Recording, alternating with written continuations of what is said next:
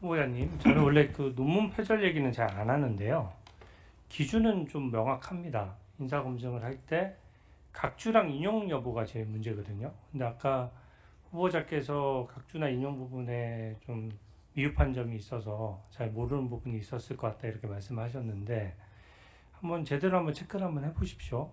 그리고 그 내용을 아까 제가 화면에 뜬 것만 보더라도 거의 많은 문장들이 제대로 된 인용이나 각주 없이 그렇게 되어 있기 때문에 그 기준이 다른 게 아니거든요. 독창적인 아이디어가 있다는 건 제가 존중하는데 그 기준이 무너졌으면 사실은 통상적으로 다 모든 대학에서 그렇게 표절을 판단하고 있고 민주당에서도 그동안 어떤 인사검증을 할 때, 또 인사청문회를 할 때 같은 기준으로 계속 얘기를 해왔거든요. 그래서 국무총리 후보자로서 기준이 너무 떨어지지 않게 그 부분 한번 체크해 보시기 바랍니다.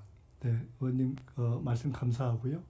2010년 시점에 탈북자 문제에 대해서 국제법과 인권의 관점에서 별로 제기를 안 할 때 그 문제를 제기하기가 쉽지 않았던 중국의 대표적인 대학에서 저 문제를 제기할 때 저 나름으로는 탈북민에 대한 애정을 갖고 저 문제를 시작했다는 말씀을 드리고, 네, 그건 존중하는데 네, 반대 시각에서 네, 보면 그렇습니다. 청와대에서 논문을 심사할 때 왜 저런 것도 못 걸렀지 하는 생각도 들 수 있는 그리고 거거든요. 그 이후로도 국내에서 탈북민들과 비교적 깊게 관계를 맺어왔다는 점을 감안해서, 그럼에도 불구하고 주신 말씀들에 대해서 지금 제가 다시 논문을 쓸 수 있는 때는 아니기 때문에 충분히 감안해서 제가 앞으로 여러 가지를 생각해 나가겠다는 말씀을 드리고요. 네. 그 점을 감안해서 주셨으면 좋겠습니다. 저희가 고맙습니다. 재산관계를 계속 얘기하는 거는 불편하시더라도 사실은 사전에 자료가 제출돼서 저희도 나름대로 검증할 시간이 있어야 되는데 지금 가장 핵심 내용인 수익과 지출에 대해서 답변을 하셨을 때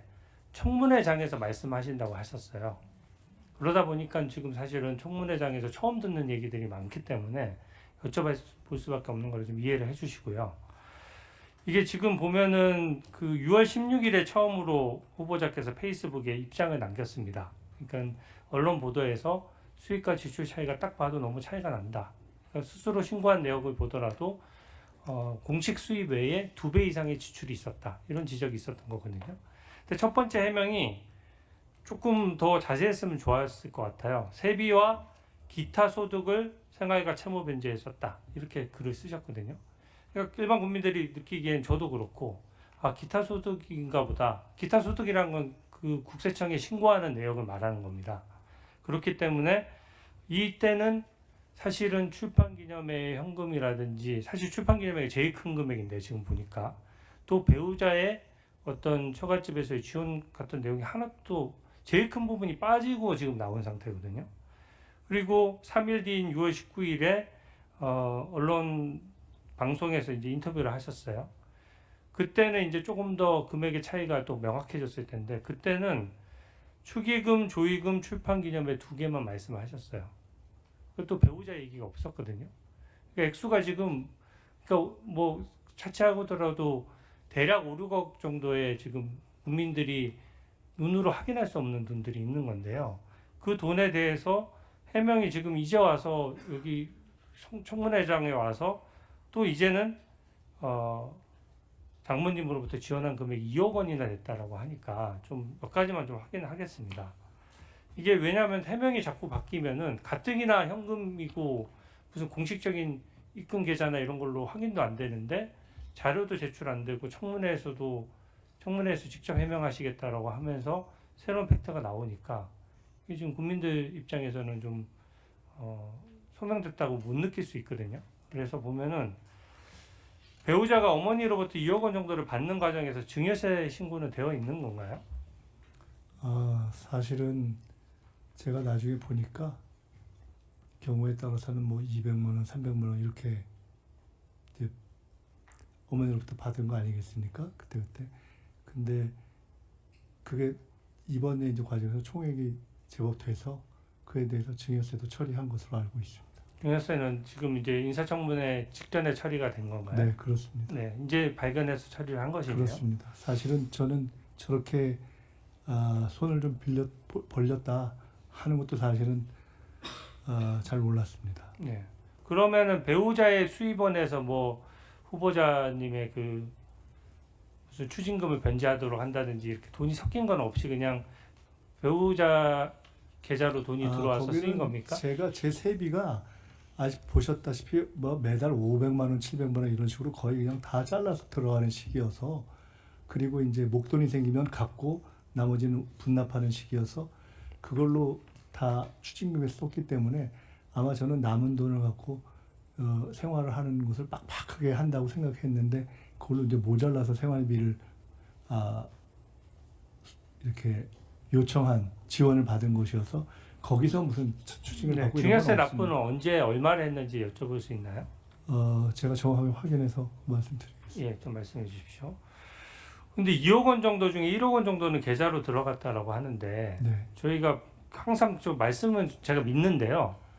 내역이 그 정도는 확인해 줄 수 있거든요. 계좌번호 다 가리고 지금 현재 의혹이 불거진 상태이지 않습니까? 그러니까 의혹이 불거지지 않은 상태에서 모든 계좌를 한번 확인해 보자. 이건 무리할 얘기지만 기본적으로 국민들이 모르는 소득이 있다라고 얘기하는 상황에서 그 금액의 계좌번호 다 지우고 액수만 확인되고 입금자 이름조차도 다 지워도 입금 내역은 좀 추려서라도 낼 수 있을 것 같은데 대로 가능한가요? 말씀하신 대로 저희 장모님하고 저희 아내하고 사이에 저 입금 계좌가 송금이 왔다 갔다 한 부분이 있는데, 그 부분이 지금까지 있던 규정에 크게 벗어나지 않고 당사자들이 다른 이유로 이거는 좀 불편하다라고 하지 않는다면은 그 부분 송금으로 왔다 갔다 한 부분에 대해서는 말씀하신 방식으로 최대한도로 프라이버시를 지키면서 할 수 있는지 물어보도록 하겠습니다. 현금 1억 원이라는 말이 아까 언뜻 말씀하셨는데 제가 좀 이해가 안 되는 것이 저희가 얘기하지만 현금을 막 5천만 원, 1억 원씩 집에 쌓아두고 사는 사람이 없거든요, 사실은.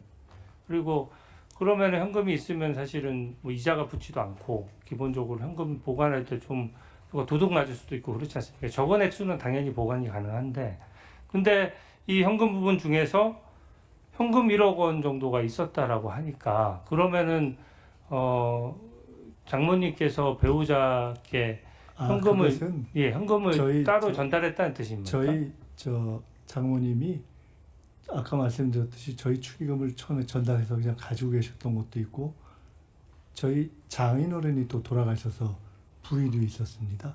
그리고 사실은 거기가 예전에 시장에서 장사를 오래 하셔서, 저가 사실 잘 몰랐는데 시장에 장사를 오래 하셔서 그런 것을 이렇게 크게 이렇게 뭐 현금을 두고 이런 것이 뭐 별로 어색하지 않은 그런 삶을 사셨던 것 같습니다. 그러면 이제 현금 1억 정도는 그러면 한 번에 전달이 된 아니, 것이고 그건 당연히 아니죠. 어느 정도씩 전달이 된 것이죠? 아니 지금 5년 동안에 걸친 거 아닙니까? 네. 5년이니까 그러니까 대략 어느 한 정도 달에 해봐야 네. 많으면 뭐 몇백 이런 식이었겠죠. 실제가 그런 것 같습니다. 그러니까 계좌로 송금하면 되는데 현금을 쌓아두고 쓴다는 것 자체가 자금원에 있어서 좀 보통 일반적인 얘기는 아니에요. 근데 뭐 그 장모님 한 할머님 이제 80 넘은 분에 그걸 가지고 저한테 여쭤보실 일은 아닌 것 같습니다. 좋습니다. 아들 유학비 부분도 마찬가지예요. 지금 말씀하신 대로 전 배우자께서 내셨을 수도 있는데 그것은 제가 아까 네. 이미 소명 방법으로 소명 방법을 제가 듣고 나서 말씀- 제가 반론을 조금 말씀드리고 네, 싶은데 지금 그 원래 우리가 그러니까 딱 코넬대 입학 자금만 놓고 얘기를 했을 때 그게 그 한 몇천만 원 다니지 않습니까? 학비를 내는 것이. 그러면은 현실적으로 뭔가 달러를 바꿔서 들고 가거나 하기 힘들어요. 그래서 무조건 송금이죠. 예, 무조건 송금입니다. 근데 제가 아까 받은 자료를 보면 뭐가 오류가 있는지 몰라도 어떻게 왔냐면 아드님의 외국한 신고 내역이 없다라고 나왔거든요. 근데 이게 제가 알기로는 준 쪽과 받은 쪽이 전부 다 나올 수가 있고 실제 아드님 계좌만 보더라도 바로 예를 들어 복사해서 그건 가릴 거 다 이겁니다. 가리고 저로부터 송금된 아들에 대한 외국한 신고 내역이 없다는 아마 그 확인서를 보셨을 겁니다. 왜냐하면 그러면 아드님한테 한번 물어보셨어요. 그러니까 그 전 제가 배우자로부터 보낸 게 없으니까요. 그리고 그래도 지금 인사청문 국면이지 않습니까? 그래서 아니 근데 애 엄마가 그 보낸 아이한테 보낸 것은 계좌에 찍혀 있는 것도 그럼 확실한데 제가 물어보지 않았습니까? 지금 제가 이때까지? 애 엄마한테 연락을 해서 그거를 아니 보냈다는 아드님한테 말을 할 여쭤볼 만한 수 있잖아요. 처지는 아드님한테. 아닙니다. 네. 아드님에게 말씀해 보실 수 있는 거 아니에요? 네, 제 아이는 이번에 그 뭐죠? 인턴 이런 문제 때문에 너무나 많은 주변에 뭐 이러저러한 뭐 기자 뭐 등등등등 때문에 한 100여 명씩 친구들한테 미안하다고 메일을 보내다가 스트레스 받아가지고 제가 더 이상 얘기하기가 좀 미안한 형편입니다. 네, 그 부분은 그리고 사실은 제가 추정컨대 그 애엄마가 수입이 있습니다. 거기가 이렇게 활동을 하는 사람이기 때문에 그리고 FM으로 사는 사람이기 때문에 그 문제에 대해서 별 뭐 크게 걱정하실 만한 일이 없을 거라고 보는데 그걸 제가 이거를 계좌를 공개해 주시오라고 전할 입장에 있지는 않다 하는 것을 말씀드리겠습니다. 알겠습니다. 예. 네, 주진우 의원님 수고하셨습니다.